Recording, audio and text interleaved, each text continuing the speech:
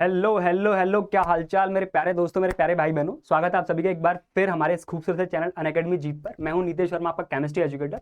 और बेटा आज शुरुआत होने जा रही है आपके एक बहुत ही इंपॉर्टेंट चैप्टर एटॉमिक स्ट्रक्चर की, जिससे क्या बोलते हैं हमारे एग्जामिनेशन में, ठीक है, चाहे वो जेई मेंस हो चाहे जेई एडवांस हो।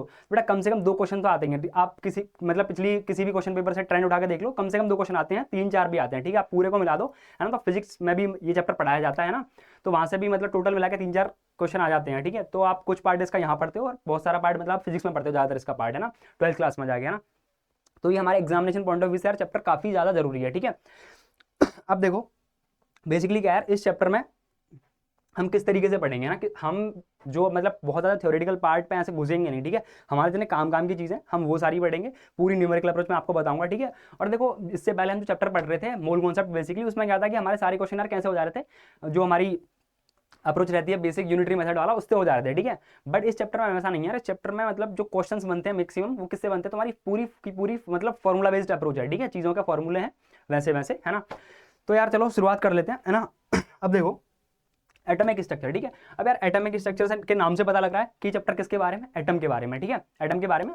और मोर इंपॉर्टेंटली मैं कहूँ तुमको मतलब एग्जैक्टली कि ये बेसिकली ये चैप्टर है हमारा कि जो एटम के जो अभी प्रेजेंट स्ट्रक्चर है हमारे पास, ठीक है, उसके डेवलपमेंट की हिस्ट्री के बारे में, ठीक है। और वहां से भी काफी सारे क्वेश्चंस बनते हैं। अभी जो प्रेजेंट हमारा स्ट्रक्चर है उससे तो बनते ही है ना। उसके अलावा भी जो डेवलपमेंट कैसे कैसे हुआ है ना, अगर मतलब नहीं क्वेश्चन बन रहे होते तो हमको कोई हिस्ट्री पढ़ने का शौक थोड़ी, हम नहीं पढ़ते हैं ना, क्वेश्चन बनते हैं, दैट्स वाई वो सारी चीजें पढ़ना भी जरूरी है। मैं तुमको पढ़ाऊंगा मतलब, ठीक है। अब देखो सबसे पहले एटॉमिक स्ट्रक्चर की हम बात कर रहे हैं, तो सबसे पहले हम स्टार्ट करेंगे कि यार ये एटम जो वर्ड है वो कहाँ से आया है ना। ये जो वर्ड है यार एटम, ये बेसिकली आया कि हमारे एक महान साइंटिस्ट हुआ करते थे, है ना, क्या नाम है उनका, डाल्टन, ठीक है। उनकी थ्योरी से, डाल्टन ने दी थी एटॉमिक थ्योरी, ठीक है, जिसको हम बोलते हैं डाल्टन एटॉमिक थ्योरी। आप लोगों ने 9th 10th में भी पढ़ी होगी यार, 11th में, है ना, पढ़ोगे आप बेसिकली। तो जो हमारा है यार, डाल्टन ने क्या दिया हमको, एटॉमिक थ्योरी, ठीक है। उसमें उन्होंने बोला कि ये जो हमारा है कि जो मैटर का जो अल्टीमेट पार्टिकल है बेसिकली वो क्या है, हमारा एटम है। अल्टीमेट पार्टिकल का मतलब क्या होता है यार, कि सबसे छोटा पार्टिकल बेसिकली जिसको डिवाइड ना किया जा सके फर्दर, ठीक है। लेट्स सपोज आपके पास कोई एलिमेंट है, लेट्स सपोज कि आपके पास मैटर है, ठीक है। एलिमेंट हो सकता है वो, और कंपाउंड हो सकता है ना, या फिर मिक्सचर हो सकता है ना। तो जब आप किसी भी एलिमेंट या कंपाउंड या मिक्सचर को फर्दर डिवाइड करते जाओगे, है ना, तो लास्ट में जाके वो एक ऐसी स्टेज पर रुक जाएगा, मतलब जिसको हम फर्दर डिवाइड नहीं कर सकते, और उसको हम बोलेंगे मैटर, ठीक है। बट एक्चुअली अभी आप तो जानते हो कि यार ऐसा नहीं है ना। जो हमारा एटम है उसको भी फर्दर हम डिवाइड या क्लासीफाई कर सकते हैं क्या, जैसे इलेक्ट्रॉन प्रोटॉन न्यूट्रॉन में, ठीक है। तो यार वो सारी चीजें हैं ना। तो इन सब के मतलब डिस्कवरी के बाद, इलेक्ट्रॉन प्रोटॉन न्यूट्रॉन की डिस्कवरी के बाद, जो डाल्टन की जो एटॉमिक थ्योरी थी ना यार, वो पूरी तरह से रिजेक्ट हो गई थी, है ना। हालांकि काफी टाइम के लिए लोग उनको मान रहे थे, और एक्चुअली भी होता यही है ना, मतलब साइंस में हम पढ़े हैं कि कोई चीज डिस्कवर हुई, ठीक है, अब लोगों ने उसको एक्सेप्ट कर लिया है ना। अगर कोई इसका एक्सप्लेनेशन दे पा रहा है, ठीक है, अपने अकॉर्डिंग, तो उसको एक्सेप्ट कर लेते हैं ना। उसके बाद क्या होता है, अगर कोई उससे नया एक्सप्लेनेशन आ गया, किसी और ने कोई और डिस्कवरी कर दी, है ना, तो उसके बाद फिर उसको एक्सेप्ट कर लिया जाता है ना। तो वैसा ही हुआ कि डाल्टन की फिर जो एटॉमिक थ्योरी थी वो रिजेक्ट हो गई। अब क्यों रिजेक्ट हो गई, क्योंकि फर्दर फंडामेंटल पार्टिकल्स एटम्स के और पाए जाने लगे, है ना। अब देखो इसमें आगे चलते हैं कि यार वो कौन कौन से एक्सपेरिमेंट पार्टिकल थे और कौन कौन से एक्सपेरिमेंट थे जिनकी वजह से मतलब डाल्टन की एटॉमिक थ्योरी को रिजेक्ट कर दिया गया, ठीक है। सबसे पहले तो देखो इलेक्ट्रॉन प्रोटॉन और न्यूट्रॉन की खोज की वजह से इस मॉडल को रिजेक्ट कर दिया गया। और ये सारी जो खोज हुई थी इलेक्ट्रॉन प्रोटॉन और न्यूट्रॉन की, ये बेसिकली किन किन एक्सपेरिमेंट से हुई थी हमारी, कैथोड रे एक्सपेरिमेंट, एनोड रे एक्सपेरिमेंट और मॉलिक्यूलर ऑयल ड्रॉप एक्सपेरिमेंट। ये सारे मेन एक्सपेरिमेंट थे उन टाइम के, है ना, जिनकी वजह से जो हमारे मतलब एकदम स्टार्टिंग के जो एटॉमिक मॉडल्स हैं उनके डेवलपमेंट में काफी हेल्प हुई, ठीक है। अब देखो यार एक्सपेरिमेंट का क्या है, एनसीईआरटी में दिए हुए हैं, ठीक है। अब मैं मतलब उसको यहाँ पे लेके नहीं पढ़ाना चाहता, बेसिकली वो काफी ज्यादा थ्योरेटिकल है ना। आप चाहो तो उसको एनसीईआरटी से पढ़ सकते हो, अगर आपको नहीं पढ़ना है उससे एनसीईआरटी से तो उसकी टेंशन नहीं लेनी है आपको। बिगर उसके बिना भी मतलब जो उसकी चीजें मैं आपको यहाँ पे पढ़ा दूंगा, है ना, उनसे हमारा काम हो जाएगा। और ये सारी चीजें आपको ना 12th में आप फिजिक्स पढ़ोगे, है ना, मॉडर्न फिजिक्स डिटेल में, तो वहाँ पे आपको सब कुछ पढ़ने को मिलेगा, ठीक है। उसके लिए टेंशन नहीं लेनी है, हमारा काम हो जाएगा जो चीजें मैं पढ़ाऊंगा उनसे, तो ठीक है, उस पर फोकस करते हैं, ठीक है। अब देखो यार आगे चलते हैं हमारा कि जो हमारे जो फंडामेंटल पार्टिकल्स हैं इलेक्ट्रॉन प्रोटॉन न्यूट्रॉन, ठीक है, इनकी हमको सारी की सारी प्रॉपर्टी ये पता होनी चाहिए। पूरे चैप्टर में इनकी वैल्यूज काफी काम आती है, ठीक है। तो एक बार ये सारा देख लेते हैं, ठीक है। तो ये कैसे है यार, देखो सबसे पहले हम प्रोटॉन के बारे में जानेंगे। तो प्रोटॉन का मास क्या होता है हमारा, 1.672 × 10⁻⁻27 किलोग्राम। और इसका जो चार्ज है, रिलेटिव चार्ज, वो क्या है, पॉजिटिव, है ना। और इसके चार्ज की वैल्यू होती है 1.6 × 10⁻⁻19 कूलम, और इसको बोलते हैं हम ई के बराबर। इतने जो चार्ज है हमारा, इतने चार्ज के मैग्नीट्यूड को हम बोलते हैं ई, ठीक है, या फिर 1 ई, है ना। और चार्ज पॉजिटिव होता है, ठीक है। अब देखो हमारा न्यूट्रॉन, न्यूट्रॉन बेसिकली इसका मास थोड़ा सा ज़्यादा होता है 1.674 इंटू 10⁻⁻27 किलोग्राम। बट जब हम बात करते हैं चैप्टर में फर्दर आगे बात करेंगे हम, तो इन दोनों के मास को बेसिकली क्या मान लिया जाता है, ऑलमोस्ट इक्वल मान लिया जाता है। ठीक है, ऑलमोस्ट इक्वल एक्चुअली वो है इक्वल मान लिया जाता है। ठीक है, अब इसका जो चार्ज है यार ये बेसिकली इस पे इसको न्यूट्रल कंसीडर किया गया है, इस पर कोई चार्ज नहीं होता है। ठीक है, और मतलब वो यहाँ पे दे रखा 0। ठीक है, अब देखो ये जो हमारा इलेक्ट्रॉन है इसका जो मास होता है ना, इन दोनों का तो ऑलमोस्ट सेम है, आप ऐसे याद कर सकते हो। ठीक है, और ये बेसिकली किसके बराबर होता है, हमारा 1 AMU के बराबर होता है ना। और देखो जो हमारा इलेक्ट्रॉन है ना, इसका मास होता है 9.1 इंटू 10⁻31 kg, और इसका चार्ज नेगेटिव है और इसकी वैल्यू होती है 1 के बराबर। बट डिफरेंस क्या है कि बस ये नेगेटिव होता है। ठीक है, क्लियर है ना। अब देखो जो हमारा एक और इसमें नया पार्टिकल पढ़ेंगे यार, अभी तक नहीं बोला था मैंने इसके बारे में, अल्फा पार्टिकल है ना। अल्फा पार्टिकल बेसिकली क्या है, हमारा एक एग्रीगेट है किसका, दो प्रोटॉन और 2 न्यूट्रॉन का। ठीक है, तो इसका मास किसके बराबर होता है, sum of 2 into mass of proton plus 2 into mass of neutron. ठीक है, और ये अब देखो इस पे चार्ज क्या होगा, हमारा चार्ज क्या होगा इस पे, पॉजिटिव। अब क्यों होगा, क्योंकि इस पे ये एग्रीगेट बेसिकली क्या है, हमारा प्रोटॉन और न्यूट्रॉन का है ना।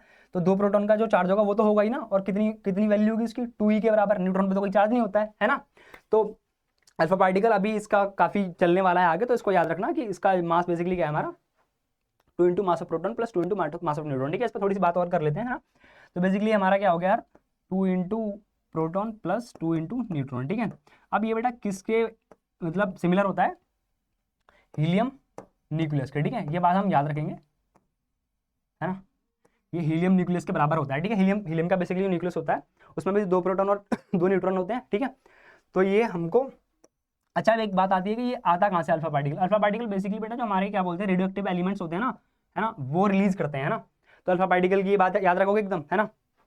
चार्ज इस पे कितना है, चार्ज कितना है इस पे, 2e के बराबर, 2e के बराबर। ठीक है, नेगेटिव वाला नहीं पॉजिटिव वाला, है ना। अब देखो आगे चलते हैं, आगे हमारा क्या है, स्पेसिफिक चार्ज, है ना। ये बेटा एक ऐसी चीज़ है मतलब काफ़ी आसान चीज़ है ना, बट इस पर क्वेश्चन काफ़ी ज़्यादा फ्रिक्वेंटली तुम देख सकते हो। ठीक है, PYQ उठा के देखोगे तो कहीं ना कहीं आपको क्वेश्चन जरूर मिल जाएगा। ठीक है, ठीक है। अब होता क्या स्पेसिफिक चार्ज हमारा, स्पेसिफिक चार्ज हमारा होता है कि स्पेसिफिक चार्ज है ना, मतलब काफ़ी आसान बच्चों वाली चीज़ है, डरने की कोई दिक्कत नहीं है। स्पेसिफिक चार्ज हमारा होता है कि magnitude of charge of any particle, है ना, ऑफ एनी पार्टिकल है ना, डिवाइडेड बाई व्हाट, कि mass of the particle. Clear है बात, ठीक है।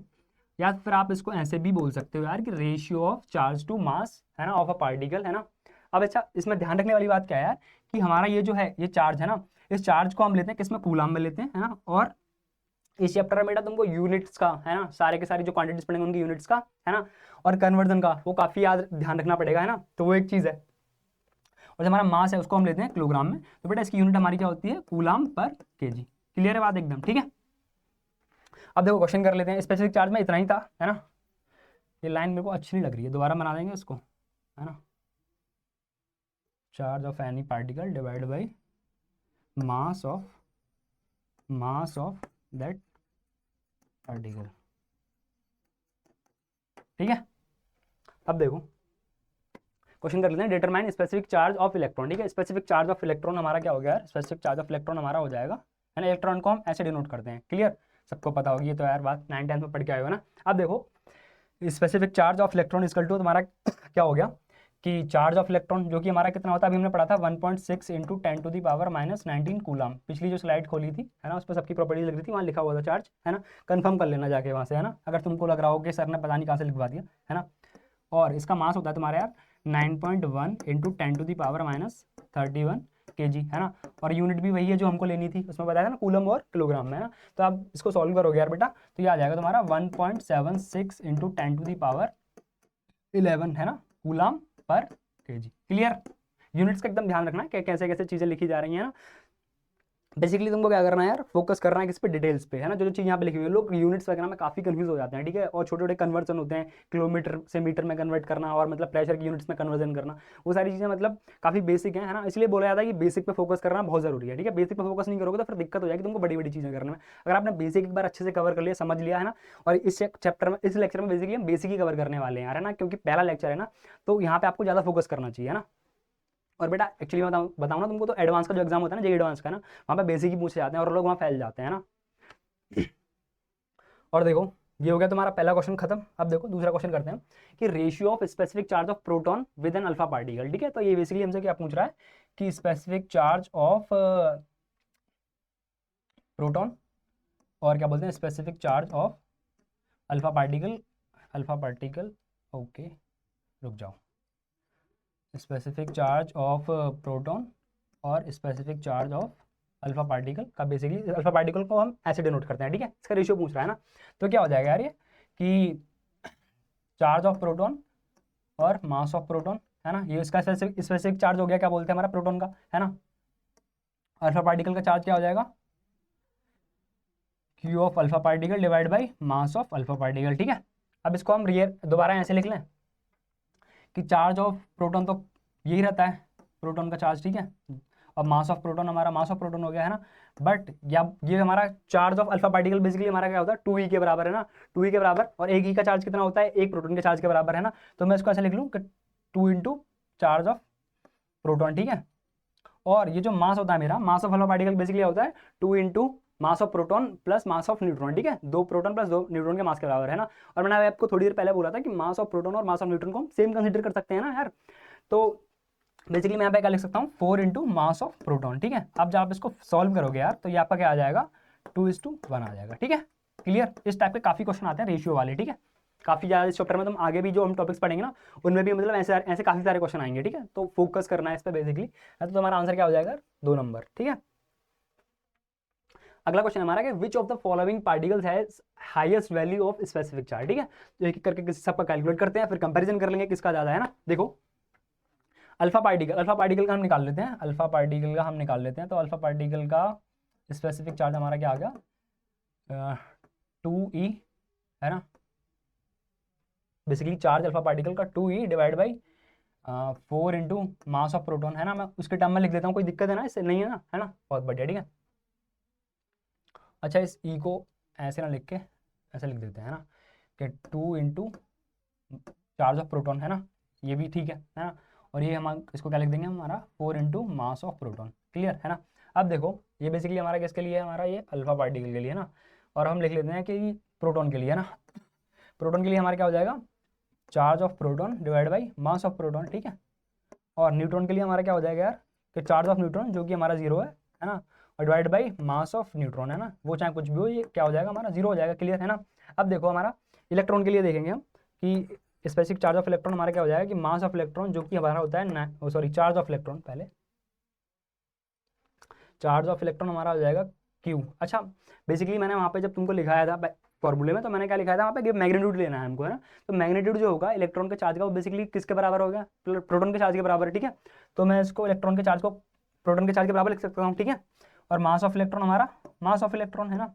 बट अब जो हमारा मास ऑफ इलेक्ट्रॉन है यार, मास ऑफ जो हमारा इलेक्ट्रॉन है वो बेसिकली क्या होता है मेरा, वो बेसिकली मेरा क्या होता है मास of proton, mass of proton divide by 1840, है ना। मतलब कि एक प्रोटॉन का मास हमारे इलेक्ट्रॉन के मास के 1840 टाइम होता है। ठीक है, तो इसको हम ऐसे लिख देंगे मास ऑफ इलेक्ट्रॉन को मास ऑफ प्रोटॉन डिवाइड बाई 1840, और 1840 हमारा ऊपर चला जाएगा, 1840 हमारा ऊपर चला जाएगा। ठीक है, तो ये सब बेसिकली सबके जो हमारी स्पेसिफिक चार्ज की वैल्यू है वो क्यू और पी के टर्म में आ गई है, हम सबको कंपेरिजन कर लेंगे। ठीक है, तो ये हमारा हो गया 1/2 Q P by M P, और ये हमारा Q P by M P, और ये हमारा हो गया Q P by M P into 1840। तो सबसे बड़ा बेटा क्या हुआ, ये हुआ, है ना। तो ऐसे क्या बोलते हैं दिमाग लगाना है। ठीक है, मतलब अगर किसी को मतलब किसी ने ऊपर ऊपर से चीजें पढ़ रखी है और क्वेश्चन करने डायरेक्ट बैठ गया तो उससे नहीं हो पाएगा, वो रिलेट ही नहीं कर पाएगा, है ना, कि कैसे करना है इलेक्ट्रॉन को उसके टर्म में कैसे लिखना है। तो ये जो सारी चीजें जैसे मैं कर रहा हूँ तुमको बेसिकली सीखनी है यार। मैं ऐसा नहीं है कि पहली बार में मैंने भी कर दी थी यार, मैं भी मतलब कर करके सीखा हूँ चीजें वो सारी, जब मैं जेई की प्रिपरेशन कर रहा था वो चीज़ है। ठीक है, तो आपको भी वैसे सीखना है। ठीक है, कि सर कैसे कर रहे हैं, मेरे को कैसे सोचना है ना। आप जितना ज्यादा सोचोगे उतना ज्यादा आपका दिमाग खुलेगा, और दिमाग खुलेगा तो बेटा आप ज्यादा ज्यादा चीजों को मतलब इजीली ग्रैब कर पाओगे और सॉल्व करवाओगे क्वेश्चन को। ठीक है, अब देखो ऐसा हुआ कि अच्छा इसमें जो चीज़ें हम पढ़ेंगे ना चैप्टर में यार, बेसिकली हम कैसे पढ़ेंगे कि सारी सारी चीज़ों को सीक्वेंस में पढ़ेंगे प्रॉपर, जिससे कि कोई कंफ्यूजन ना हो। ठीक है, अब ऐसा हुआ कि यार देखो इलेक्ट्रॉन की मतलब इलेक्ट्रॉन की खोज हो गई थी, है ना, और कैथोड जो हमारा एक्सपेरिमेंट दूसरा हुआ था, है ना, एनोड रे वाला, उसमें हमारी प्रोटॉन की खोज भी एक सेकेंड यार पानी पी ले जाए थोड़ा सा ना।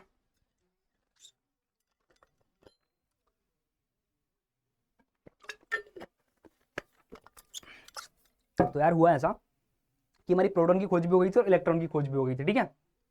अब थॉमसन ने सोचा है कि यार इलेक्ट्रॉन तो मैंने खोज ही दिया है, तो लगे हाथ में दूसरा काम भी कर लेता हूँ। कौन सा काम? मैं एक एटम का मॉडल दे देता हूँ, है ना। उस टाइम तक कोई एटम का मॉडल नहीं आया हुआ था। तो थॉमसन ने जो एटम दिया ना, मतलब थॉमसन ने जो मॉडल दिया था एटम का, ठीक है, वो कौन सा था? हमारा फर्स्ट मॉडल ऑफ एटम था, ठीक है, फर्स्ट मॉडल ऑफ एटम था। और थॉमसन ने अपने मॉडल में क्या बात बोली थी? तो फर्स्ट, ये पहली बात है तुम क्या रखनी है, कोई तुमसे पूछे कि ऐसे इन जनरल कि फर्स्ट एटॉमिक मॉडल हमारा कौन सा है ना, कौन सा? Thomson atomic model. वैसे तो मैं मतलब उन बातों में फोकस ही नहीं करता जो एग्जाम ओरिएंटेड नहीं है, और एग्जाम में ऐसा क्वेश्चन नहीं आएगा, तो बट फिर भी जान लो, ठीक है। अब देखो कि ये फर्स्ट एटॉमिक मॉडल था, ठीक है। उसके बाद क्या है? अब थॉमसन ने क्या बात बोली कि एटम कैसा दिखता है ना, पढ़ते हैं एक बार, है ना। बेसिकली तुम ऐसा सुन लो कि थॉमसन ने ऐसा बोला कि एक जो हमारा एटम है वो बेसिकली एक स्फेरिकल, एक सॉलिड स्फीयर है, ठीक है। और उसमें जो पॉजिटिव चार्ज है हमारा वो यूनिफॉर्मली डिस्ट्रीब्यूटेड है, और उसमें बीच में नेगेटिव चार्ज है ना, वो चंक्स में डिस्ट्रीब्यूटेड है, थोड़ा थोड़ा, है ना। मतलब ऐसे बना के दिखाता हूँ तुमको, है ना। वही चीज़ यहाँ पे लिखी हुई है जो मैंने बोला है ना, कि ऐसे मतलब उन्होंने बोला कि ऐसे हो एक सॉलिड स्फीयर है ना, और ये जो पूरा है हमारा, है ना, ये जो हमारा पूरा सिस्टम है ना, ये सॉलिड है और ये पॉजिटिव चार्ज का है ना। ऐसे समझ लो इसको, ऐसे कर लेते हैं ना, ऐसे है बेसिकली, है ना। और जो हमारा इलेक्ट्रॉन्स हैं यार, जो हमारे इलेक्ट्रॉन्स हैं वो बीच में ऐसे ऐसे ऐसे ऐसे ऐसे ऐसे हैं, है ना। ये पूरा सॉलिड है ना, पूरा सॉलिड है ऐसा। तो जो ये जो सिस्टम है हमारा, ये बेसिकली क्या है?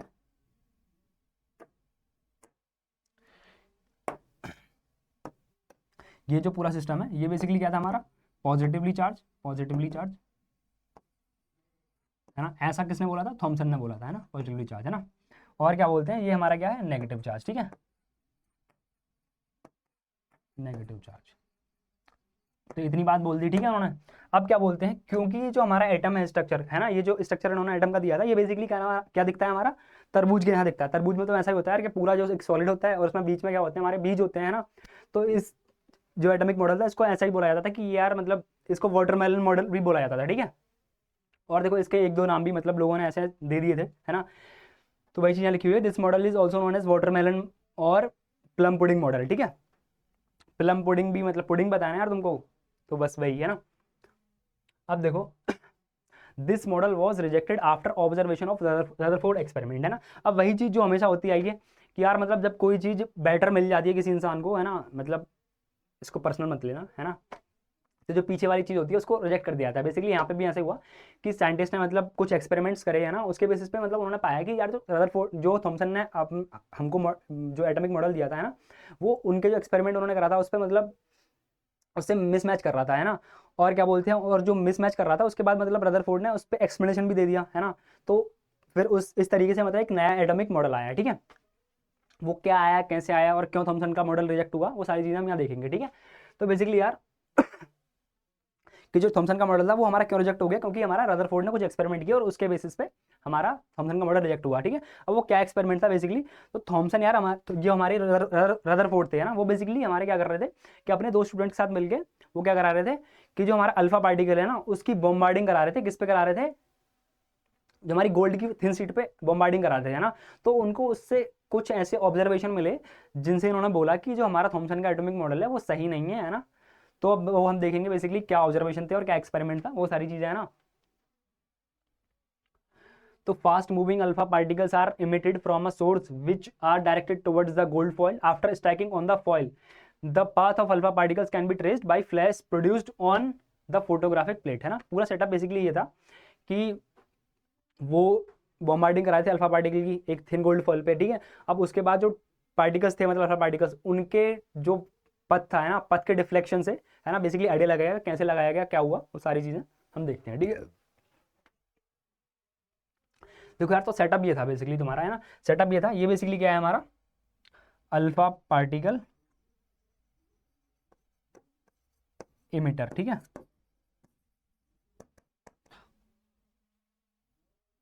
इमिटर, ठीक है। और ये अल्फा पार्टिकल इमिटर ऐसी कुछ मशीन नहीं है बेसिकली। ये क्या है हमारा यार?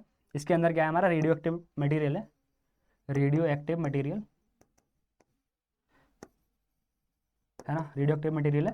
और ये बेसिकली बॉक्स है, ये किसका है? लेड का बॉक्स है ना, लेड का बॉक्स है। अब ये लेड का बॉक्स इसलिए है यार, लेड का बॉक्स इसलिए है क्योंकि ये जो हमारा लेड है ये बेसिकली जो हमारी रेडिएशन निकलती है ना उनको बाहर निकलने नहीं देता है ना, तो इसलिए लेड का बॉक्स लिया गया और इसमें एक ही होल किया गया हमारा ये वाला, जिससे क्या बोलते हैं जो अल्फा पार्टिकल की स्ट्रीम है वो निकल पाए, है ना। और ये बेसिकली हमारा क्या है, स्लिट्स हैं, और इन स्लिट को हमारा स्लिट का यूज़ क्यों किया गया, इन स्लिट का यूज़ बेटा इसलिए किया गया ताकि जो बीम निकल रहा है ना उसको और नैरो करके फोकस किया जा सके, किस पे, हमारी गोल्ड फॉइल पे, है ना। ये क्या है, हमारी गोल्ड फॉइल है ना, गोल्ड फॉइल पे फोकस किया जा सके, है ना। और ये जो है हमारी, ये बेसिकली क्या है, हमारी फ्लोरोसेंट हमारे क्या बोलते हैं उसकी मैटर की स्क्रीन है, ठीक है। तो बेसिकली इसका फंडा क्या है यार, कि अगर इसका ऐसा फंडा है कि अगर इस पर कोई पार्टिकल आता है ना, ये बेसिकली हमारी किसकी होती है, ZNS वगैरह की होती है, ठीक है। इसका फंडा ये होता है कि अगर इस पर कोई पार्टिकल टकरा रहा है बेसिकली आके, है ना, फास्ट मूविंग पार्टिकल, तो ये वहाँ पे चमक जाती है ना, चमक जाती है, समझ गए, मतलब रोशनी आ जाती है वहाँ पे, या फिर एक स्पॉट बना देती है, आप ऐसे समझो, ठीक है। तो हो क्या रहा था कि यार ये जो हमारा अल्फा पार्टिकल यहाँ से आ रहा था, है ना, इसको इस पे डायरेक्ट किया गया, है ना। ये हमारी थिन गोल्ड फॉइल है, और बेटा इतनी थिन गोल्ड फॉइल है कि मतलब ऐसे समझो ये दो डायमेंशनल है ये बेसिकली, है ना। तो ऐसे समझो कि इतनी थिन है कि इसमें जो अरेंजमेंट होगा पार्टिकल्स का वो ऐसे होगा, ठीक है, 2 डायमेंशनल समझ रहे हो, इसकी कोई मोटाई नहीं होगी, बस चौड़ाई और लंबाई, ठीक है, ऐसे था गोल्ड फॉइल। अच्छा, अब किसी के दिमाग में ये बात आ रही है कि सर गोल्ड की फॉइल ही क्यों ली, बेटा ऐसा नहीं है, गोल्ड की ली, गोल्ड बेसिकली सबसे पहले ली गोल्ड की फॉइल, है ना। और इसलिए ली क्योंकि जब हम मैक्सिमम थिन शीट किससे बना सकते हैं, आपने पढ़ा होगा कि गोल्ड हमारा बहुत ज़्यादा मेलेबल होता है ना, तो गोल्ड ज़्यादा मेलेबल होता है, तो उससे ज़्यादा हम थिन शीट बना सकते हैं। तो ये I think one of the reason रहा होगा किसका, गोल्ड की फॉइल लेने का। और उसके बाद क्या बोलते हैं, उन्होंने बाकी सारे एलिमेंट की शीट भी लेके ट्राई किया, ठीक है।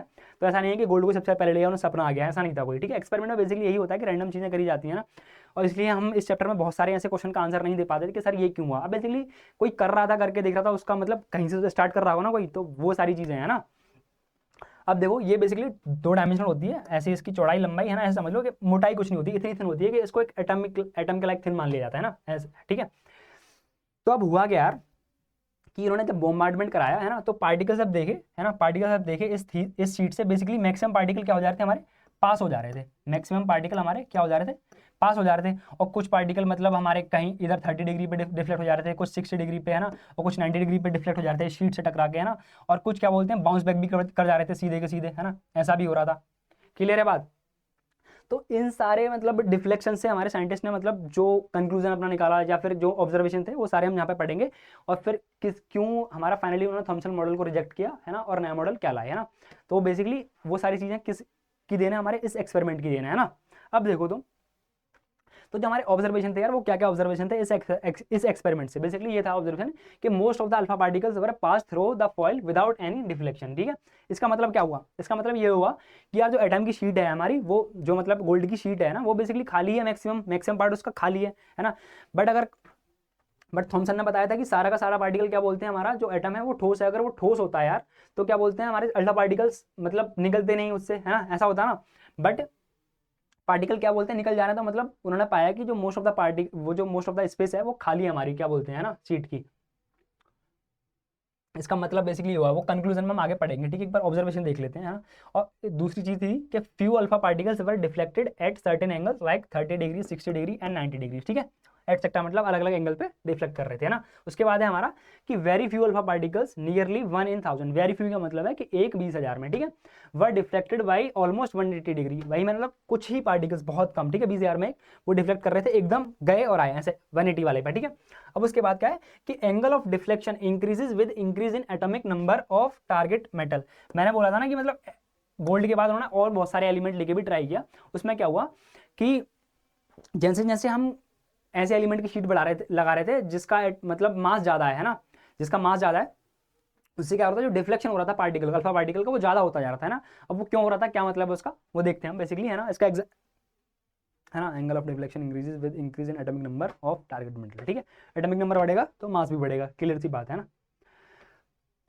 अब देखो ये तो थे यार हमारे ऑब्जर्वेशन, है ना। अब ऑब्जर्वेशन का मतलब कंक्लूजन क्या है, अब देखो यार एक्चुअली होता क्या है कि मान लो तुमने कोई चीज़ ऑब्जर्व की, है ना, साइंस में मतलब बेसिकली ऐसा होता है कि तुमने कोई चीज़ ऑब्जर्व की, अगर तुम उस चीज़ का एक्सप्लेनेशन नहीं दे पाए तो वो चीज़ फेल है, फिर मतलब तुमको उसका क्रेडिट नहीं मिलेगा, ऑब्जर्वेशन का क्रेडिट। जैसे कि देखो तुम्हारा जो फोटो इलेक्ट्रिक एक्सपेरिमेंट है उसका क्रेडिट किसको दिया जाता है, आइंस्टीन को दिया जाता है ना। और मतलब आइंस्टीन को ही उसके लिए नोबेल पुरस्कार मिला था, बट एक्चुअली मतलब फोटो इलेक्ट्रिक जो इफेक्ट है वो ऑब्जर्व नहीं किया था किस मतलब आइंस्टीन ने, ठीक है, और उन्होंने किया भी नहीं था। वो बेसिकली जो हर्ट्ज का नाम सुना होगा ना आपने, HERTZ, है ना, वो जो साइंटिस्ट थे उन्होंने मतलब बेसिकली उसकी खोज की थी, है ना, बट एक्सप्लेन उसको किसने किया, आइंस्टीन ने, इसलिए मतलब उनको उसका क्रेडिट दिया जाता है, ठीक है। तो बेसिकली रदरफोर्ड ने क्या करा, मतलब ऑब्जर्व भी कर ली चीज़ें और उसके बाद कंक्लूजन भी निकाल लिया, मतलब उन्होंने, ठीक है, मतलब एक्सप्लेन भी कर दिया उस चीज़ को बेसिकली। तो उन्होंने बोला कि मतलब जो हमारा पहला देखो इसमें जो मतलब सारा जो एक्सप्लेनेशन है, कंक्लूजन, वो सारे मतलब जो ऑब्जर्वेशन है उसका हर लाइन का एक है, ठीक है, वैसे है। तो most of the part of the atom is empty, as ये देखा जा रहा है कि मतलब सारे के सारे पार्टिकल्स, मैक्सिमम पार्टिकल पार निकल जा रहे हैं सीधे, तो उसका मतलब क्या हुआ कि most of the part of atom is empty, है ना। उसके बाद क्या है कि most positive charge and mass is concentrated in a very small reason called nucleus, ठीक है। उन्होंने ये बोला कि जो एटम है ना, उसमें जो उसका मैक्सिमम मास है वो सेंटर पे इकट्ठा हुआ है ना, और क्या बोलते हैं, हाँ मतलब यही बोला था कि जो जो पॉजिटिव चार्ज है ना और जो मास है मैक्सिमम, वो हमारा क्या बोलते हैं सेंटर पे है ना। और ये उन्होंने क्यों बोला, ये उन्होंने क्यों बोला ये उन्होंने इसलिए बोला यार, एक सेकंड, है ना, ये किस लाइन का एग्जांपल है, हाँ, क्योंकि मतलब जो हमारे अल्फा पार्टिकल था वो बेसिकली डिफ्लेक्ट हो जा रहा था, ठीक है। अब वो बहुत ज़्यादा डिफ्लेक्ट होता, मतलब ऐसा होता कि मतलब अगर मैक्सिमम पार्टिकल, ध्यान से सुनना इस बात को, अगर मैक्सिमम पार्टिकल डिफ्लेक्ट हो जाते हैं ना, तो मतलब मैक्सिमम पार्टिकल डिफ्लेक्ट हो जाते हैं, इसका मतलब क्या होता है कि जो मास है हमारा वो पूरे में डिस्ट्रीब्यूट हो रखा है, ठीक है, मतलब उसको कोई भी डिफ्लेक्ट कर दे रहा है। बट क्योंकि बहुत कम पार्टिकल डिफ्लेक्ट हो रहा है ना, मैक्सिमम तो पार ही निकल जा रहा है, इसका मतलब क्या हुआ कि मास कहीं ना कहीं जगह सेंटर पे होगा, है ना। ये हो गया सेकंड पॉइंट का एक्सप्लेनेशन, है ना। और देखो थर्ड पॉइंट हमारा क्या था, थर्ड पॉइंट हमारा था कि very few alpha particles are reflected by almost 180 degree, है ना। The size of nucleus is very very small as compare to atom, ठीक है। अब देखो डिफ्लेक्ट तो हो जा रहे हैं एटम, ठीक है, मतलब डिफ्लेक्ट तो वो अल्फा पार्टिकल हमारा हो जा रहा है ना। अब उसके बाद कुछ ही पार्टिकल्स हमारे एग्जैक्ट 180 पे आ रहे हैं, उसका मतलब क्या हुआ कि जो साइज है यार उसका बहुत छोटा है, किसका, न्यूक्लियस का, ठीक है, एज कंपेयर टू एटम, है ना। वो हम देखेंगे कितना छोटा है, ठीक है। अब देखो चौथा पॉइंट जो हमारा था, चौथा पॉइंट जो हमारा था कि angle of deflection increase with increase in atomic number of target metal. अब देखो इसका एक्सप्लेनेशन तो यार तुम खुद भी दे सकते हो, बेसिकली क्या है हमारा, बेसिकली ये है हमारा। अब सीधी सी बात है, जब हम ज़्यादा एटॉमिक नंबर का एलिमेंट लेके आएंगे, है ना, तो उसमें क्या बोलते हैं ज़्यादा प्रोटॉन और न्यूट्रॉन होंगे, ज़्यादा प्रोटॉन न्यूट्रॉन होंगे, मतलब ज़्यादा बेसिकली प्रोटॉन होंगे, है ना। हाँ ठीक है, ठीक है, ज़्यादा मतलब होंगे तो दोनों चीज़ें ज़्यादा यार बेसिकली, है ना। बट इफेक्ट हमारा क्या डालता है यार, हमारा अल्फा पार्टिकल बेसिकली क्या है, हमारा पॉजिटिव चार्ज है ना, पॉजिटिव चार्ज है, तो जितना ज़्यादा पॉजिटिव चार्ज होगा उतना ज़्यादा हमारा बेसिकली डिफ्लेक्ट करेगा, है ना। जैसे जैसे एटॉमिक नंबर बढ़ेगा वैसे वैसे पॉजिटिव चार्ज ज़्यादा होता जाएगा एलिमेंट पे, है ना। और जितना पॉजिटिव चार्ज उतना डिफ्लेक्शन ज़्यादा, है ना। तो इसका एक्सप्लेनेशन हो गया क्लियर, ठीक है। अब देखो, अब हम चलते हैं इस पे, बेसिकली हमारे किस पे, इसके अगले पॉइंट पे है ना। और देखो साथ ही साथ यार इसने रदरफोर्ड ने एक दो चीज़ें और बताई है ना, उनका बेसिकली एक्सप्लेनेशन भी नहीं दिया था, है ना। उन्होंने सीधे सीधे रिजल्ट बोला था, है ना। और ये चीज़ें तुमको आगे पढ़ाई जाएंगी, मतलब तुम्हारे बीटेक वगैरह में, ठीक है, अभी हमारे सिलेबस में नहीं है ना। उन्होंने बोला था कि radius of nucleus is what, radius of nucleus by radius of atom का जो रेशियो होता है हमारा 10⁻⁵ का होता है। अच्छा जो तुमको बहुत छोटा लग रहा होगा 10⁻⁵, ठीक है। इस मतलब ये कंपैरिजन कितना बड़ा है मैं तुमको ऐसा बताऊं कि लेट सपोज एक बॉल समझ लो, है ना, एक बॉल समझ लो छोटी, है ना, और उसके और उससे हम तुलना करना किसकी, एक हमारा जो पूरा अर्थ है ना, इतना मतलब एक हमारा बॉल है ना, दूसरा हमारा क्या है, अर्थ, ये डिफरेंस उतना है, ठीक है। तो रेडियस ऑफ एटम और न्यूक्लियस में कितना डिफरेंस है, जितना डिफरेंस हमारे बॉल के मास में और क्या बोलते हैं हमारे अर्थ के, सॉरी, जितना हमारे बॉल के साइज में और अर्थ के साइज में, ठीक है, उतना डिफरेंस है। 10⁵ का मतलब ये है, ठीक है। तो कितना छोटा न्यूक्लियस होगा हमारा, इस बात का अंदाजा लगा सकता है, ठीक है। और इन्होंने एक चीज और कही थी यार कि radius of nucleus, radius radius of nucleus radius of nucleus हमारी क्या होती है, इन्होंने बोला था कि R0 इंटू ए की पावर 1/3 के बराबर होती है। जहाँ पे जो हमारा R0 है ना, R0 होता है हमारा यार 4/3 इंटू 10⁻⁻13 के बराबर, है ना। और ये हमारा क्या होता है, कांस्टेंट होता है, कांस्टेंट होता है, और इसकी यूनिट होती है सेंटीमीटर में, ठीक है। और ये हमारा क्या है बेसिकली, ये हमारा क्या है, मास नंबर, ये हमारा मास नंबर है, ठीक है। हमको जिस भी एलिमेंट के एटम के न्यूक्लियस की हमको रेडियस निकालनी है, हम क्या करेंगे, उसका ए पुट करेंगे, मास नंबर, है ना, और R0 हमारी की इतनी वैल्यू हमारे पास क्या निकल के आ जाएगी, उसके न्यूक्लियस की रेडियस, ठीक है। तुमको फॉर्मूला याद करना है, इसका एक्सप्लेनेशन कोई दे भी नहीं रखा है, ठीक है, तुमको एज इट इज ही याद करना है, ठीक है। और देखो R0 बेसिकली हमारा क्या है, R0 हमारा क्या है यार, अगर लेट सपोज मैं हाइड्रोजन एटम की बात करूँ, तो अगर मैं ए यहाँ पे क्या पुट कर दूंगा, 1 पुट कर दूंगा, तो R0 बेसिकली हमारा क्या है कि हाइड्रोजन एटम के न्यूक्लियस की रेडियस के बराबर है, ठीक है, R0 तुम वैसे भी याद रख सकते हो, ठीक है। अब देखो इसमें हम एक इंपॉर्टेंट बात देखते हैं, इंपॉर्टेंट बात क्या है, मतलब तुमको बस समझनी है वो चीज़, अगर तुमको उस चीज़ का आइडिया नहीं है तो जो मैं बता रहा हूँ तुमको वैसे समझना है, ठीक है। अच्छा सबको ये पता है, अगर कोई पार्टिकल है ना, अगर कोई पार्टिकल है, तो उसकी कुछ क्या होगी यार, टोटल एनर्जी होगी, है ना, टोटल एनर्जी होगी, है ना, टोटल एनर्जी होगी। और ये टोटल एनर्जी किसके बराबर होती है हमारी, kinetic energy plus potential energy के बराबर होती है ना, पोटेंशियल एनर्जी के बराबर होती है, इन दोनों के सम के बराबर है, ठीक है। और काइनेटिक एनर्जी हमारी क्या होती है, काइनेटिक एनर्जी किसकी वजह से होती है, किसी पार्टिकल पे किसकी वजह से होती है, कि due to motion of particle, है ना। अब वो कोई मोशन है तो मतलब बेसिकली क्या हो, तुम मोशन लिख दो चाहे मूवमेंट लिख दो, ठीक है, इसकी वजह से होती है ना। अब वो कोई पार्टिकल है मूव कर रहा है ना, तो उसकी काइनेटिक एनर्जी बेसिकली क्या होती है हमारी, काफ़ी कैजुअली बन गया है, ठीक है, हाफ एम बी स्क्वायर के बराबर होती है, ठीक है, हाफ एम बी स्क्वायर के बराबर होती है। और किसके बराबर होती है, पी स्क्वायर बाई 2m के बराबर होती है ना। ये कुछ नहीं है, यही फॉर्मूला है, इसमें m का ऊपर नीचे मल्टीप्लाई डिवाइड कर दो तो m भी होता है हमारा मोमेंटम, तो पी स्क्वायर बाई 2m आ जाएगा, ठीक है, इसके बराबर होती है ना। क्लियर। हाँ, अब देखो हमारा क्या है, पोटेंशियल एनर्जी बेसिकली हमारी, तो पोटेंशियल एनर्जी बेसिकली क्या है हमारी, ये आती है हमारी यार energy due to position of particle in conservative force, है ना। इसका मतलब कि क्या है यार, कि हमारा कोई पार्टिकल अगर किसी कंजर्वेटिव फोर्स के मतलब इन्फ्लुएंस में है ना, तो उस टाइम पे उसकी जो एनर्जी होगी, है ना, उसको हम बोल देंगे, क्या बोलेंगे, पोटेंशियल एनर्जी, ठीक है। अब तुमने काइनेटिक एनर्जी बारे में पढ़ लिया, ठीक है। अब उसके बाद पोटेंशियल एनर्जी के बारे में पढ़ने के लिए थोड़ा सा मतलब एक चीज़ और देखनी पड़ेगी हमको, है ना, क्या देखनी पड़ेगी हमको, कूलम्ब्स लॉ, ठीक है। अब देखो यार कूलम्ब्स लॉ बेसिकली हमारा क्या होता है, एक हमारा एक्सप्रेशन है क्या निकालने के लिए, कि दो चार्ज पार्टिकल्स के बीच में इलेक्ट्रोस्टैटिक फोर्स निकालने के लिए, ठीक है। इसको समझते हैं, ऐसा है यार कि लेट सपोज कि तुम्हारे पास एक पॉजिटिव चार्ज है और ये दूसरा पॉजिटिव चार्ज है, ठीक है, ये दूसरा पॉजिटिव चार्ज है, ठीक है ना। इसको हम बोल देते हैं यार Q1, इसको हम बोल देते हैं Q1 और इसको हम बोल देते हैं भैया Q2, ठीक है। अब लेट सपोज इन दोनों के बीच की डिस्टेंस क्या है यार, R है, ठीक है, इन दोनों के बीच की डिस्टेंस क्या है, R है, ठीक है। और क्या बोलते हैं, अगर ये दो पॉजिटिव चार्ज है मतलब सेम चार्ज है ना, तो इनके बीच कौन सी फोर्स लग रही होगी यार, बेसिक कॉमन सेंस कौन सी लग रही होगी यार, हमारी रिपल्सिव फोर्स लग रही होगी ना। अगर मान लो इस पे फोर्स लग रही है इसकी वजह से, है ना, रिपल्सिव फोर्स, तो किसकी तरफ लग रही होगी, इसकी तरफ लग रही होगी, है ना। और इसको हम लिखते भी कैसे यार, फिजिक्स में नोटेशन है कि फोर्स ऑन 1 ड्यू टू 2, है ना। और सिमिलरली इस पे फोर्स लग रही होगी, है ना, फोर्स ऑन 2 ड्यू टू 1, और किधर लग रही होगी यार, इधर लग रही होगी, क्लियर सी बात है, ठीक है। अब इसका जो मैग्नीट्यूड होता है, फोर्स ऑन 1 ड्यू टू 2, है ना, equal to force on 2 due to 1, है ना। ये दोनों यार क्या होती है, बेसिकली इक्वल होते हैं ना। और जो हमारी इलेक्ट्रोस्टैटिक फोर्स है वो हमारी क्या लिखते हैं हम उसको, क्या लिखते हैं उसको हम, कि Q1 Q2, है ना, Q1 Q2 डिवाइड बाई हमारा R स्क्वायर, ठीक है, उसको हम ऐसे लिखते हैं ना। अब देखा तुम फोर्स ऑन 1 निकालोगे ड्यू टू 2 तो वो भी इतना आएगा, और फोर्स ऑन 2 निकालोगे ड्यू टू 1 तो वो भी इतना ही आएगा, तो क्या हो गया, उन दोनों का मैग्नीट्यूड इक्वल हो गया, ठीक है, बस डायरेक्शन अलग है, क्लियर है ना। अब देखो इसमें यार हमारा जो K है, K बेसिकली हमारा क्या होता है, कांस्टेंट होता है फॉर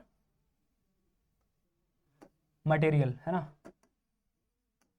मतलब कि जिस मटेरियल में हमारा क्या बोलते हैं, चलो जिस इन्वायरमेंट में हमारा वो रखा हो, चार्ज रखे हो ना, उसके लिए सबके लिए अलग अलग होता है ना। अगर हम बेसिकली अभी यहाँ पे क्या कंसीडर कर रहे हैं कि हमारे जो दोनों चार्ज हैं वो बेसिकली एयर में रखे हुए हैं, और उसके लिए हमारा K है, उसकी वैल्यू होती है हमारी 9 × 10⁹ होती है, ठीक है, इसको याद रखेंगे, है ना। और इसकी बेसिकली इसकी यूनिट क्या होती है, तुम यहाँ से देख सकते हो, इसकी यूनिट हो जाएगी तुम्हारी K की, क्या हो जाएगी तुम्हारी R स्क्वायर, और न्यूटन, ये क्या बोलते हैं हमारे यार, ये बेसिकली है हमारा फोर्स है ना, ये इलेक्ट्रोस्टैटिक फोर्स है ना, न्यूटन मीटर स्क्वायर पर कूलम स्क्वायर, ठीक है, न्यूटन मीटर स्क्वायर पर कूलम स्क्वायर, ठीक है। ये इसकी हो जाएगी यार, क्या बोलते हैं, यूनिट हो जाएगी, ठीक है, K की यूनिट, है ना।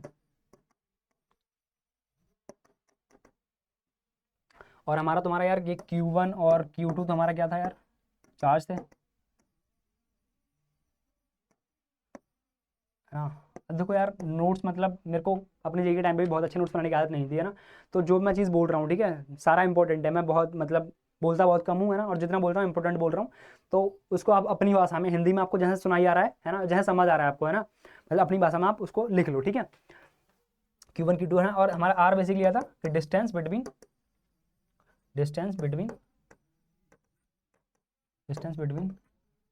पार्टिकल्स। क्लियर है क्या, एकदम बात क्लियर है, बहुत बढ़िया, ठीक है। अब देखो पोटेंशियल एनर्जी, हमने काइनेटिक एनर्जी की तो बात कर ली थी, उसका फॉर्मूला लिख लिया था कि काइनेटिक एनर्जी हमारी हाफ एम बी स्क्वायर या पी स्क्वायर बाई 2 में होती है, ठीक है।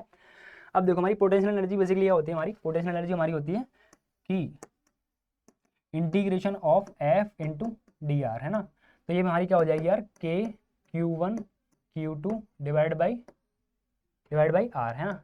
अब ये कौन सी एनर्जी है, ये बेसिकली उस पार्टिकल की एनर्जी है ना, जो उस पे जो उसकी होगी उस टाइम पे जब वो किसी और पार्टिकल की फोर्स के इन्फ्लुएंस में, ठीक है, उस टाइम उसकी पोटेंशियल एनर्जी ये होगी, ठीक है। और काइनेटिक एनर्जी उसकी है ये हाफ mv²। क्लियर है इतनी बात, ठीक है। अब देखो इस पर थोड़ी सी बात करते हैं, थोड़ी सी चर्चा करते हैं इस पर, थोड़ी सी चर्चा, है ना। अगर हम बात करें यार लाइक चार्जेस के लिए, लाइक चार्जेस मतलब हमारे दोनों चार्ज पॉजिटिव है ना, अगर हमारे दोनों चार्ज पॉजिटिव है ना, अगर दोनों चार्ज हमारे पॉजिटिव हैं तो जैसे जैसे अगर मैं तुम्हारा आर की अगर वैल्यू में बढ़ाऊँ, मतलब डिस्टेंस दोनों पार्टिकल्स के बीच में बढ़ाऊँ, तो इस पूरे की वैल्यू पोटेंशियल एनर्जी की वैल्यू क्या होगी, हमारी पोटेंशियल एनर्जी हमारी क्या करेगी, डिक्रीज करेगी, है ना। सिमिलरली अगर आर की वैल्यू में घटाऊँ, अगर मैं आर की वैल्यू घटाऊँ तो पोटेंशियल एनर्जी मेरी क्या होगी यार, बढ़ेगी। ये जैसे जैसे घटेगा, है ना, आर मतलब जो चीज़ नीचे है वो जैसे जैसे हमारी घटेगी, पोटेंशियल एनर्जी जो हमारा टोटल है वो हमारा बढ़ेगा, है ना। कहने का मतलब है जैसे जैसे पार्टिकल पास आएंगे वैसे वैसे पोटेंशियल एनर्जी बढ़ेगी, ठीक है। अब फॉर अनलाइक चार्जेस मतलब जब एक चार्ज हमारा पॉजिटिव हो और एक चार्ज हमारा नेगेटिव हो, यहाँ पे हमारा लाइक चार्जेस मतलब या तो दोनों चार्ज पॉजिटिव हो दोनों चार्ज नेगेटिव हो, ठीक है। अनलाइक चार्जेस यहाँ पे क्या है, एक नेगेटिव एक पॉजिटिव, है ना, वो वाली बात, ठीक है। तो यहाँ पे क्या होगा यार कि अगर तुम जब आर को बढ़ाओगे, आर को जब बढ़ाओगे तो इसका जो मैग्नीट्यूड है इसका जो मैग्नीट्यूड है वो तो यार तुम्हारा कम होगा, बट क्योंकि जब वहाँ चार्ज अपोजिट है तो इस टोटल क्या आ जाएगी, Q1 Q2 की वैल्यू नेगेटिव हो जाएगी, है ना। तो पोटेंशियल एनर्जी भी बेसिकली नेगेटिव में कम हो रही है, मतलब एक्चुअली तो वो बढ़ रही है, उसकी जो नेगेटिव वाली वैल्यू है वो हमारी क्या हो रही है, कम हो रही है ना, मतलब उसका बेसिकली मैग्नीट्यूड कम हो रहा है, उसका मैग्नीट्यूड कम हो रहा है ना। बट विद साइन तो वो एक्चुअली क्या बोलते हैं, पॉजिटिव की तरफ जा रही है, तो मतलब बढ़ रही है, ठीक है। अब वैसे ही हमारा क्या बोलते हैं, हम आर को हम घटाएंगे तो पोटेंशियल एनर्जी भी घटेगी, है ना। आर को घटाएंगे तो मतलब मैग्नीट्यूड बढ़ेगा तो मतलब नेगेटिव वैल्यू ज़्यादा बढ़ेगी, मतलब पोटेंशियल एनर्जी घटेगी। क्लियर है ना। तो ये सारी बातें थी यार, है ना। अब देखो आगे चलते हैं हम, डिस्टेंस ऑफ क्लोजेस्ट अप्रोच, ठीक है। ये हमारी यार बहुत इंपॉर्टेंट चीज़ है और इससे क्वेश्चन बनता ही है ना। बाकी दुआ ये करी जाती है कि इससे क्वेश्चन मतलब काफ़ी कम बने, क्योंकि यार इसमें मतलब अगर क्वेश्चन न्यूमेरिकल वैल्यूज में आ गया, है ना, तो मतलब कैलकुलेशन करने में हालत ख़राब हो जाती है। मतलब अच्छी चीज़ ये रहती है कि क्वेश्चन इसमें मतलब रेशियो के फॉर्म में आए और वैसे आता भी है ना। तो यार वही देखते हैं हम कि डिस्टेंस ऑफ क्लोजेस्ट अप्रोच क्या है, ये बेसिकली यार कब निकाली जाती है। तो कब निकाली जाती है कि यार जब हम अल्फा पार्टिकल का जो हमारा अल्फा पार्टिकल स्कैटरिंग वाला एक्सपेरिमेंट कर रहे होते हैं, है ना, कौन सा वाला, रदरफोर्ड वाला। तो उसमें जो पार्टिकल मतलब एग्जैक्टली 180 डिग्री पे जो वापस आता है ना, उसके लिए बेसिकली निकाली जाती है डिस्टेंस ऑफ क्लोजेस्ट अप्रोच, ठीक है। अब ये होती क्या है, कैसे होता है, ठीक है, कि it is determined only for that alpha particle which is deflected by 180 degree scattering experiment, ठीक है। जो पार्टिकल हमारा 180 वापस आ जाता है, ठीक है। अब तुम सोच रहे हो यार कहीं ना कहीं एक बात कि सर जो मतलब जो 180 पे वापस आएगा वो बेसिकली हमारा कैसे आएगा वापस, कि जो होल हो रहा था क्या बोलते हैं, है ना, जाने के लिए वहाँ पे, उससे वापस आएगा, है ना। उससे वापस आएगा तो उसको ट्रेस कैसे करेंगे, है ना। ट्रेस बेटा उसको ऐसे करेंगे कि ऐसा मतलब ट्रेस एक्चुअली तो उसको नहीं कर सकते, है ना। उसको ट्रेस ऐसे करेंगे कि यार वो जो देखा गया कि जो हमारा होल था, है ना, जहाँ से उसमें जा रहा था, क्या बोलते हैं, हमारा जो ये लाइट जा रही थी, है ना, वहाँ पे जो साइड थी ना, यहाँ पे भी पार्टिकल थे, है ना। तो ये माना कि यार जब यहाँ पे पार्टिकल आ रहा है और सब जगह जा रहा है तो यहाँ भी आ रहा होगा, है ना। तो वैसे पार्टिकल के लिए ये हमारा डिस्टेंस ऑफ क्लोजेस्ट अप्रोच की बात की जाती है, ठीक है। इसमें अगला है कि let's consider such an alpha particle is emitted from source, है ना, with kinetic energy K and then approaching the nucleus of target metal as following, ठीक है। मतलब एज फॉलोइंग की हम बात करेंगे, है ना। क्या बात करेंगे यार, देखो ऐसे समझो कि ये तुम्हारा है न्यूक्लियस, है किसका न्यूक्लियस, जहाँ पे जो हमारा अल्फा पार्टिकल जा रहा है ना। और लेट सपोज ये है एक बाउंड्री, है ना, एक ये बाउंड्री है, इमेजिनरी बाउंड्री, है ना। और ये न्यूक्लियस को हम दोबारा बना लेंगे, कोई दिक्कत नहीं है ना, ठीक है। ये यार तुम्हारा लेट सपोज पॉइंट ए है ना। यहाँ पे तुम्हारा क्या रखा हुआ है कि एक अल्फा पार्टिकल है ना, उस पर चार्ज कितना होता है तुम्हारा 2e के बराबर होता है, ठीक है। और ये हमारा क्या बोलते हैं यार, स्टेशनरी है हमारा ये फॉइल, है ना, फॉइल कह लो या कह लो सीधे न्यूक्लियस कह लो, ठीक है। न्यूक्लियस कह लो, ये फॉइल में एटम होगा, एटम में क्या होगा, न्यूक्लियस होगा, ठीक है, स्टेशनरी है ना। अब देखो होता क्या है हमारा कि जो हमारा अल्फा पार्टिकल है, लेट सपोज ये v स्पीड से मूव कर रहा है, ठीक है। तो इसकी काइनेटिक एनर्जी कितनी होगी, हाफ mv² होगी, बिल्कुल होगी काइनेटिक एनर्जी, ऐसे निकालते ना। और इसकी टोटल एनर्जी कितनी होगी, kinetic energy plus potential energy, इतनी होगी कि नहीं होगी, ठीक है। बट अभी यहाँ पे देखो यार एक चीज़ मानो कि जो हमारा एक बल्ब होता है, बल्ब क्या बोलते हैं रोशनी उसकी इन्फाइनाइट दूरी तक जाती है, नहीं ना, मतलब कहने का मतलब ये कि उसका जो इन्फ्लुएंस है एक मतलब एक जगह तक ही तो जाएगा, लिमिटेड जगह तक। वैसे ही हमारा जो न्यूक्लियस है ना, न्यूक्लियस है ना किसी एटम का, इस पर जो चार्ज होगा Ze, है ना, तो इसकी जो क्या बोलते हैं, इसका जो इन्फ्लुएंस होगा इसके चार्ज का, वो बेसिकली एक लिमिटेड जगह तक तो जा रहा होगा, मान लेते हैं कि वो इस जगह तक जा रहा है, पॉइंट ए तक, ठीक है ना। तो इस पर कोई पोटेंशियल एनर्जी तो नहीं होगी जब वो उसके इफेक्ट में ही नहीं आ रहा, तो इसकी पोटेंशियल एनर्जी मैं मान लूँ थोड़ी देर के लिए जीरो, है ना, मतलब एक्चुअली होगी, और काइनेटिक एनर्जी कितनी होगी, हाफ एम बी स्क्वायर, मतलब कि यहाँ पे जो टोटल एनर्जी है वो किसके बराबर हो जाएगी, इसकी काइनेटिक एनर्जी के बराबर, है ना। अब मान लो कि अल्फा पार्टिकल v स्पीड से यहाँ तक आ रहा है, ठीक है, आया, ठीक है। अब क्या हुआ, इस पॉइंट पे आके क्या हुआ कि वो इसकी इलेक्ट्रोस्टैटिक फोर्स को एक्सपीरियंस करने लग गया, ठीक है, इलेक्ट्रोस्टैटिक फोर्स को एक्सपीरियंस करने लग गया, है ना। अब देखो एक चीज पता है कि जो हमारी टोटल एनर्जी है यार वो तो कंजर्व रहेगी, है ना, कंजर्व रहेगी, है ना। और जब वो वहां पे आया उसके पास क्या थी, काइनेटिक एनर्जी के थी, काइनेटिक एनर्जी के थी, है ना। अब वो जब यहाँ पे आ रहा तो उसने इलेक्ट्रोस्टैटिक फोर्स एक्सपीरियंस करने लग गया, मतलब उसमें कुछ पोटेंशियल एनर्जी आने लग गई होगी, है ना, पोटेंशियल एनर्जी आने लग गई होगी, और हमारी टोटल एनर्जी कंजर्व है, मतलब क्या हुआ होगा कि उसकी काइनेटिक एनर्जी है वो घटने लग गई होगी, है ना। काइनेटिक एनर्जी घटेगी मतलब उसकी स्पीड कम हो रही है, मतलब वो स्लो डाउन हो रहा है, तो वो यहाँ पे आया धीरे धीरे, तब यहाँ पे एक ऐसा पॉइंट आएगा यार, बी पॉइंट, है ना, जहाँ पे उसकी जो टोटल काइनेटिक एनर्जी है वो बेसिकली क्या हो जाएगी, टोटली कन्वर्ट हो जाएगी पोटेंशियल एनर्जी में, पोटेंशियल एनर्जी में कन्वर्ट हो जाएगी, मतलब क्या हुआ उसकी वी क्या हो गई, इसकी जीरो हो गई, मतलब यहाँ पे रुक जाएगा, ठीक है, यहाँ पे रुक जाएगा, है ना, यहाँ पे रुक जाएगा। अब फिर यहाँ से क्या करेगा, बाउंस बैक करेगा, है ना। ये जो हमारा आ रहा है अल्फा पार्टिकल, ये भी पॉजिटिव है और ये भी पॉजिटिव है ना, तो एक सर्टेन पॉइंट ऑफ टाइम आएगा जहाँ पे क्या बोलते हैं उन दोनों में मतलब रिपल्सन मैक्सिमम हो जाएगा, है ना, रिपल्सन हो जाएगा, और वहां से ये बाउंस बैक कर जाएगा, काइनेटिक एनर्जी हमारी क्या हो जाएगी, जीरो हो जाएगी, और पोटेंशियल एनर्जी क्या हो जाएगी हमारी यार, मैक्सिमम हो जाएगी, ठीक है, मैक्सिमम हो जाएगी। क्लियर है बात, नहीं काइनेटिक एनर्जी जीरो नहीं होगी, ठीक है।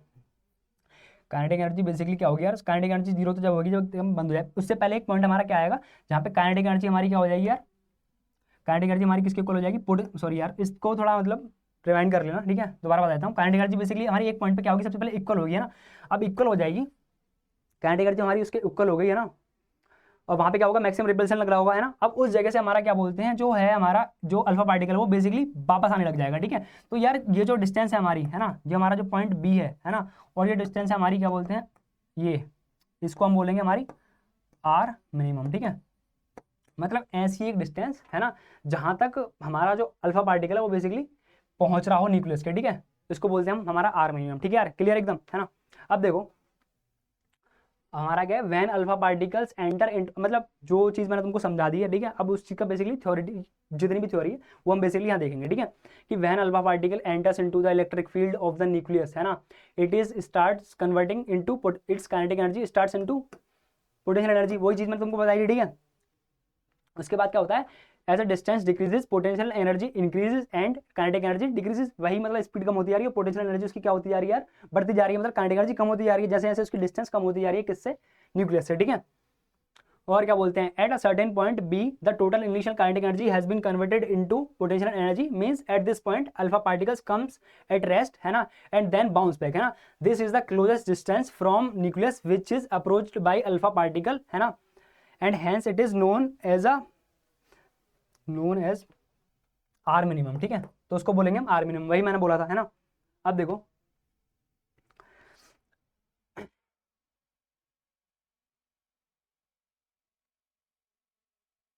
तो जो आर मिनिमम हमारी जो जगह होगी यार, मतलब जो चीज़ होगी, है ना, आर मिनिमम, है ना, आर मिनिमम मतलब रेडियस, रेडियस नहीं इसको बोलेंगे हम डिस्टेंस ऑफ क्लोजेस्ट अप्रोच, ठीक है, वही बोल रहे थे डिस्टेंस ऑफ,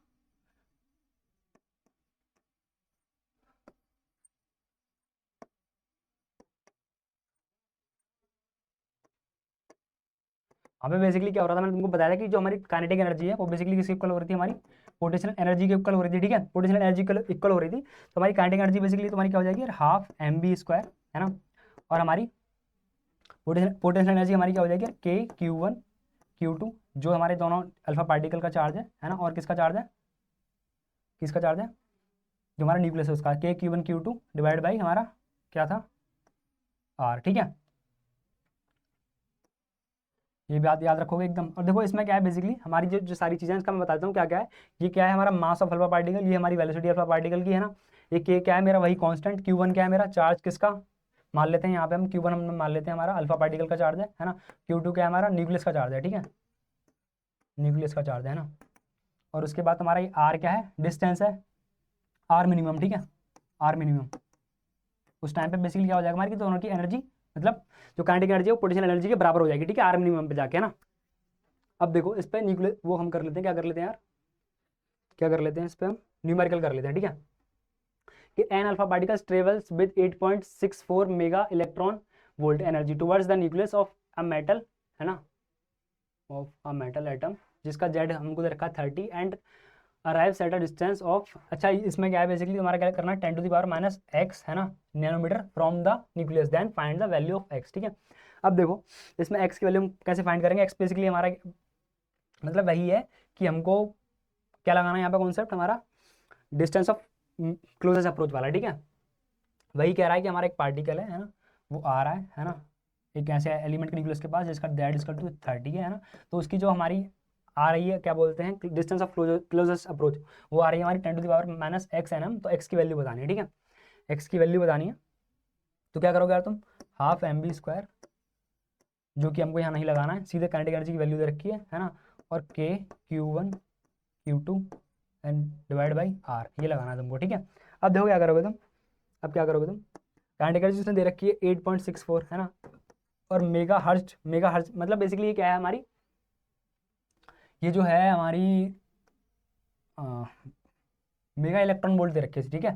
तो यार देखो एक इलेक्ट्रॉन वोल्ट बेसिकली क्या हमारी एनर्जी की छोटी यूनिट है, ठीक है, जैसे जूल भी एक यूनिट है ना, बट हम यहाँ पे जो सारी चीज़ें हैं वो किस में रखेंगे, हम किस में रखेंगे, अपनी एसआई यूनिट में, ठीक है।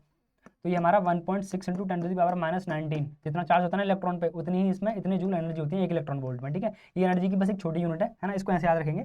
तो 8.64 इंटू 1.6 इंटू 10⁻⁻19, है ना, और 10⁻6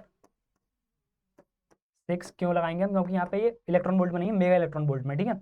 अब देखो कि हमारा क्या हो जाएगा 9 इंटू 10⁻9, है ना, और Q1 हमारा चार्ज क्या था हमारा कि 2 और मास 2 ई होता है ना, उस पर अल्फा पार्टिकल पर चार्ज है ना, तो ई को एक मिनट साइड में रख लेते हैं, और दूसरा चार्ज क्या था हमारा Z इंटू ई, मतलब न्यूक्लियस का चार्ज, तो Z क्या था हमारा 30, है ना, और एक ई तो हमारा अल्फा पार्टिकल वाला, और एक ही हमारा क्या था न्यूक्लियस वाला, ठीक है। तो ये हमारा हो जाएगा E², है ना, डिवाइड बाई हमारा क्या था 10⁻x, है ना। बट ये जहाँ पे सारी वैल्यू हमने किस में रखी है, SI यूनिट्स में रखी है ना, तो ये जो हमारा किस में आएगा, जो मीटर में आएगा, ठीक है।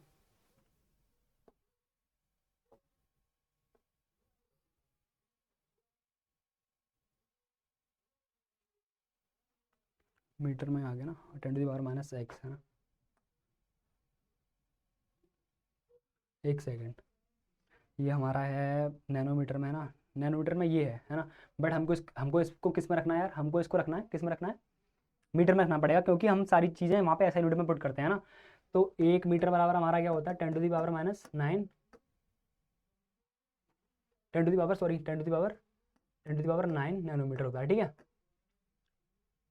हमारे पास क्या है 10⁻⁻x नैनोमीटर है ना, तो हमारे पास कितने मीटर हो जाएंगे, है ना,